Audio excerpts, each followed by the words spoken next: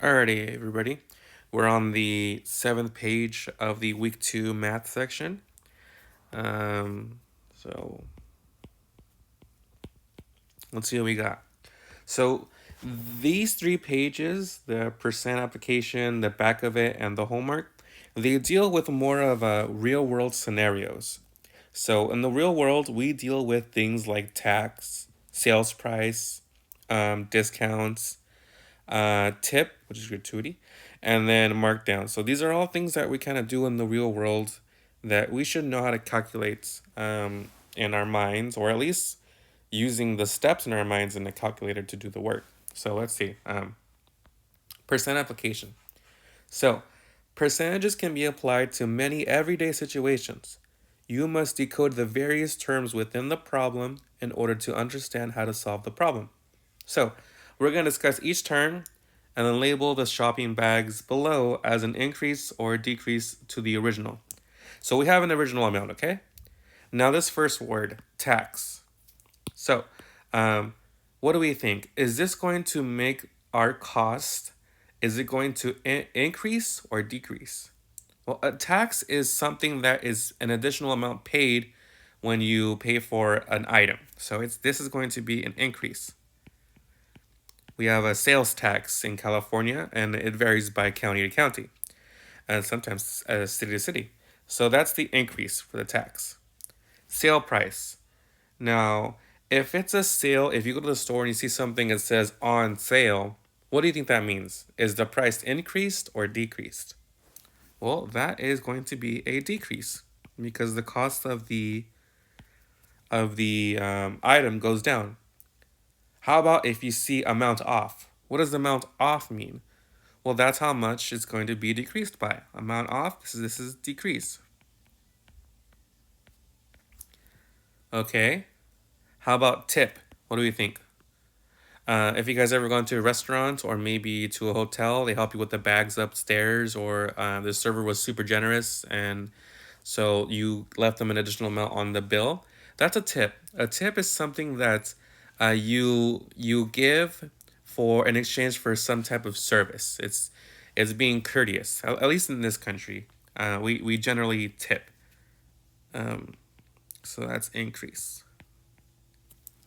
Now gratuity. What does gratuity mean? Gratuity means tip. Those two words are equivalents, exact same words, the synonyms. So that is also going to be an increase because tip means increase. What about markdown? What do we think? Markdown is an increase or a decrease? Well, it's going to be a cheaper price, so it's decrease. Okay, so those are the terms and what they mean. So the key to solving percent problems in real life is understanding what information you are given and what you are solving for. So, in general, to solve for a percent problem, like I said in the previous videos, you can use the proportion or the equation. I stuck to the equation for my videos, and so the equation should be part equals percent times whole. I ran out of room.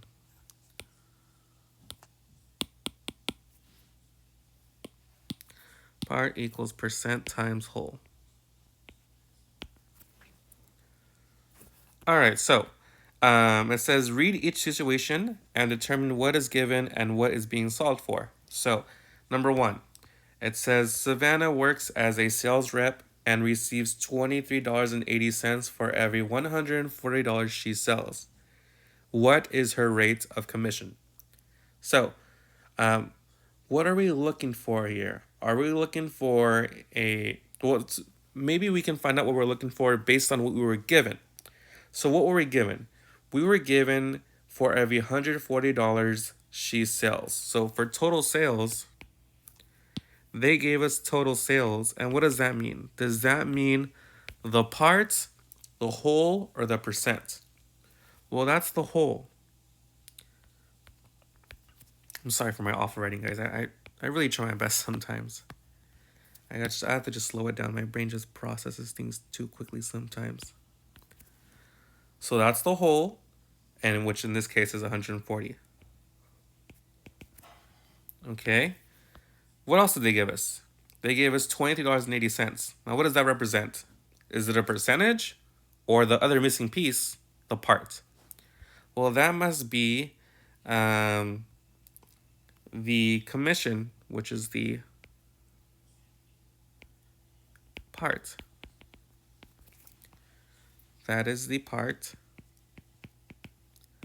which in this case is $23.80. So, if we know we have the whole, and if we know we have the part, then what are we missing? We are missing the percent. That's what we're trying to figure out.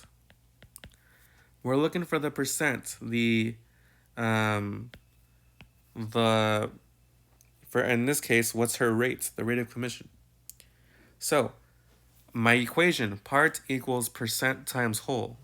So I'll write it again. Part equals percent times whole. All right. What is my part? Well, it's right there. $20.80.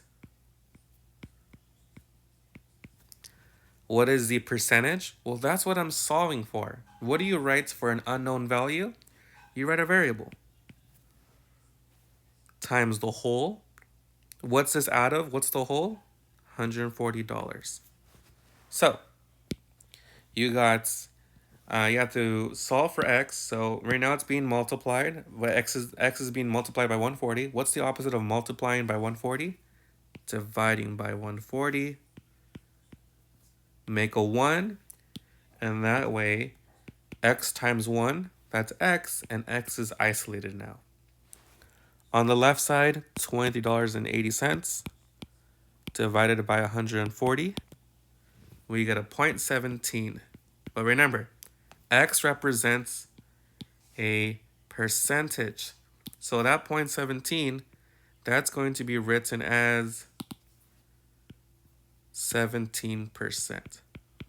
And so a solution, well, what is her rate of commission? She gets 17% per sale. So that's number 1, okay? All right. Number 2, the shoe department is offering a sale of 15% off all shoes. If Miss Jeffrey saved $12.30, how much were the shoes full price? So let's think about it, okay? What did they give us? That will help us figure out what we're looking for. So they gave us a percentage, of course. Percent, definitely. How much percent? 15. Okay. They gave us the number $12.30, and that's how much she saved. Now, is that the part or the whole? Well, that must be the part. The part is $12.30. They gave us the part because it says that's how much she saved out of the whole. And so what are we solving for? We're trying to figure out what the full / original price was, right? And that's what the whole is. And I don't know what the whole is. Make that an unknown value, or make that an unknown value, so variable x.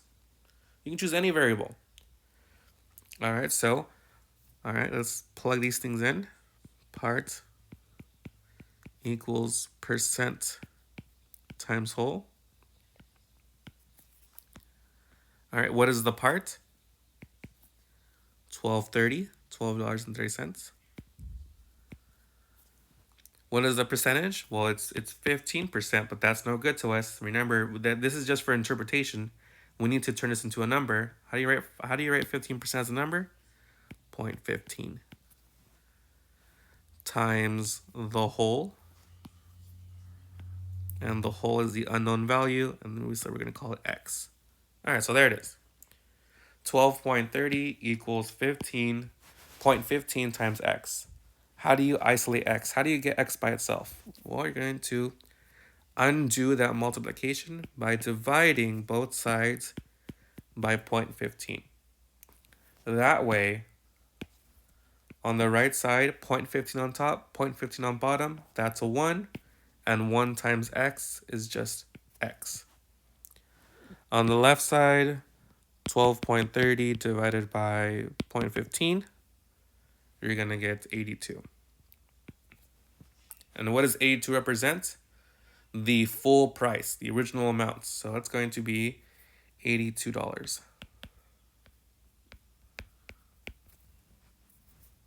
All right, so that was number 2. A little bit of thinking, but all you have to do is look at what they gave you to figure out what you're trying to solve. All right, number 3.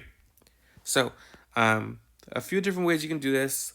We can do this in pieces or all at once. It says Diego and his 3 cousins went on a road trip.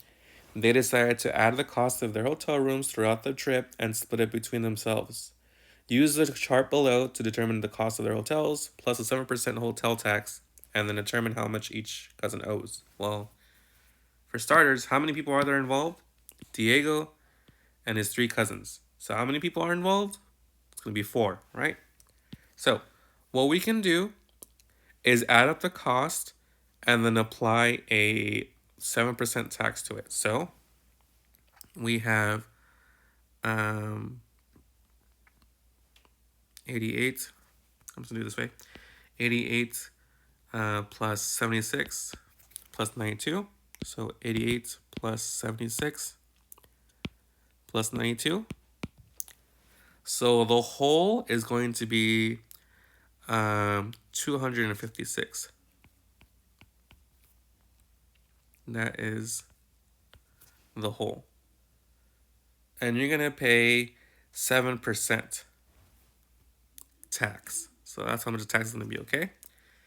And then the part's going to tell you how much the tax is. So the cost of the tax. So we have part equals percent times whole. So we have that the part equals 7%, which is 0.07, right? Move the decimal to the left twice. Out of 256. So we got 0.07 times 256. So the tax is going to be $17.92. Okay. So how much is the total cost going to be then? If you know that the hotels cost $256 and that the tax is $17.92, what can you do to figure out the total cost that you're going to pay? Well, you're going to add it. You're going to add 256 plus 1792. So 256, 256 plus 1792. And that gives us $273.92. And that right there is the total price. Now, how do you figure out how much each person will pay? Well, how many people are involved? Diego and his 3 cousins, that's 4 people. So what are you going to do? You're going to divide that by 4. So take that 273, divide that by 4, and you're going to get that it'll be $68.48 per person. And there it is. So that was number 3. All right, I'm going to stop this video, and then I'm going to make a new one for the 8th page, I believe.